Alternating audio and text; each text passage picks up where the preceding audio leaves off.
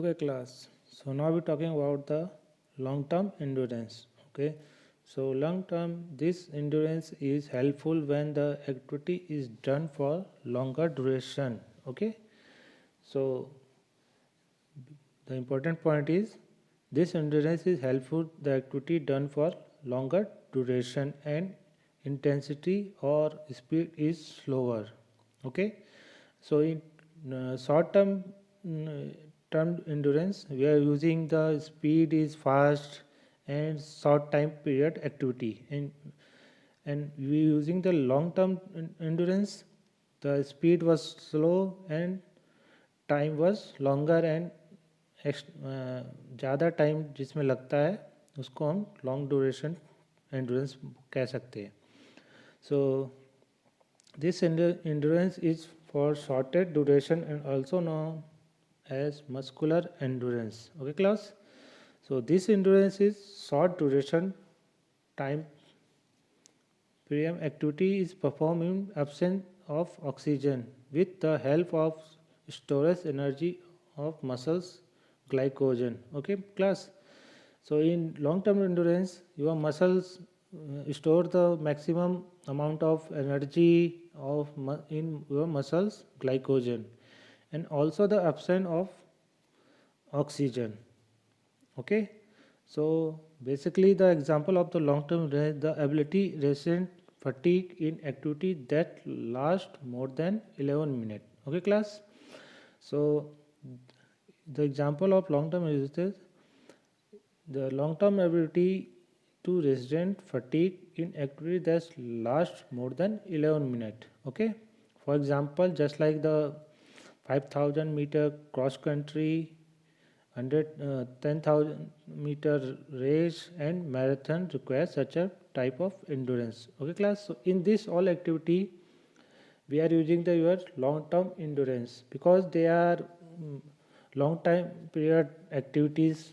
Okay, so this is the about the long term endurance. So let's move next page. So in next page we talking about the flexibility. Okay, class. So basically the flexibility is the range of the movement of joints, calling the flexibility. Okay, class. And it is a important component of your physical fitness, because if you have flexible joints or flexible body you can do some physical activity very easily, just like yoga, stretching and other thing. And also the आपको injuries के chances कम हो जाते हैं इसमें, अगर आप flexible हैं तो उस इस वजह से फ्लेक्सिबिलिटी की वजह से आपकी इंजरीज के चांसेस कम हो जाते हैं. सो द फ्लेक्सिबिलिटी और limberness. Okay class. So flexibility is also called a limbrance. So limbrance refer to the range of movements. Okay, so in a joint series of joints and length in muscle that cross the joint to induce a bending movement or motion. Flexibility varies between individual particular in terms of difference in muscle length. Okay, class.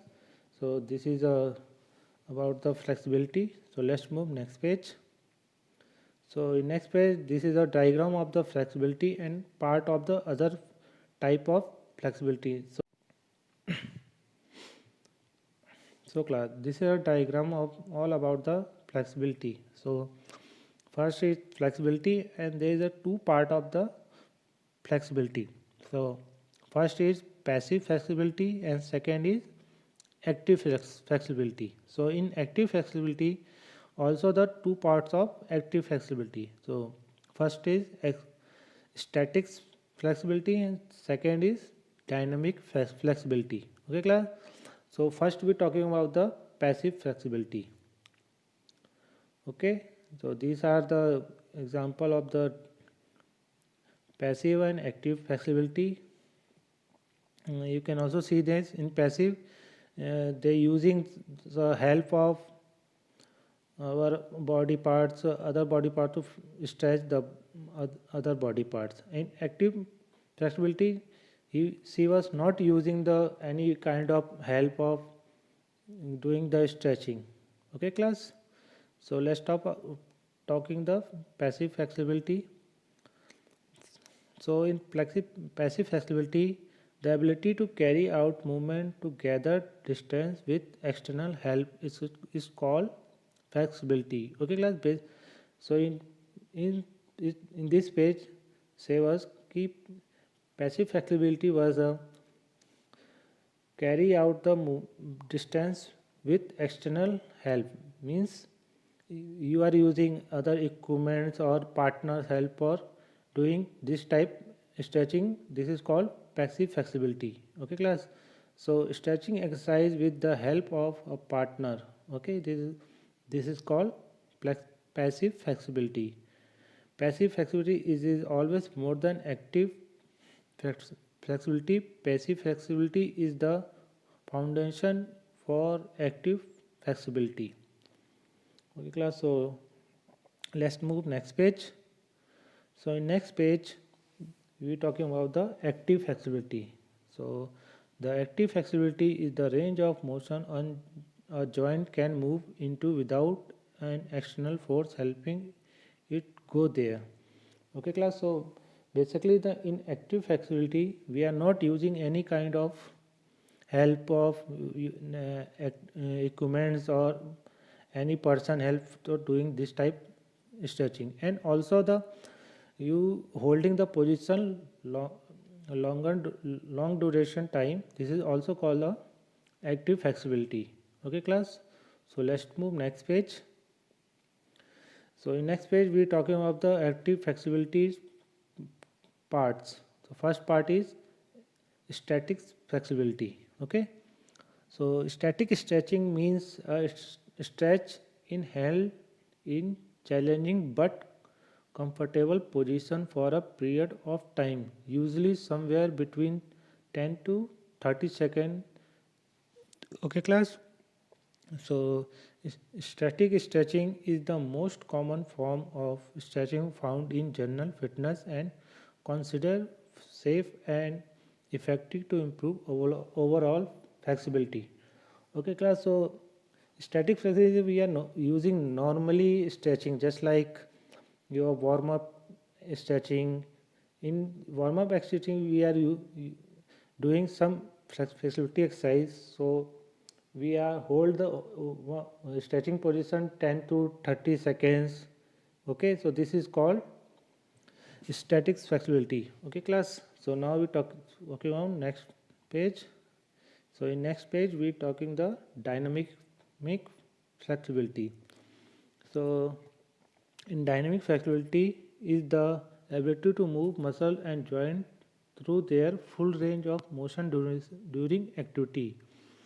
Movement such flexibility helps your body reach its full movement potential during daily activities, sports and exercise. Okay, class.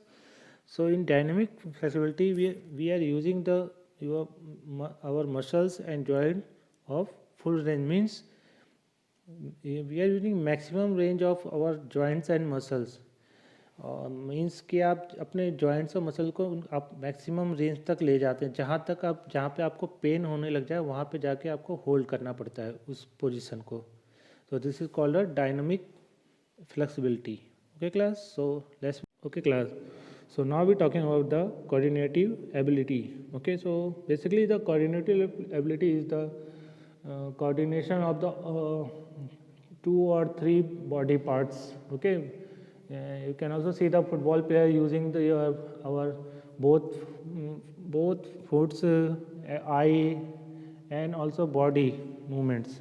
So it is also called as coordinative ability. So in coordinative ability are those ability which stabilize and generalize pattern of motor control. This ability help the sports person do a group of movements with better quality. Okay, guys. So this ability give you a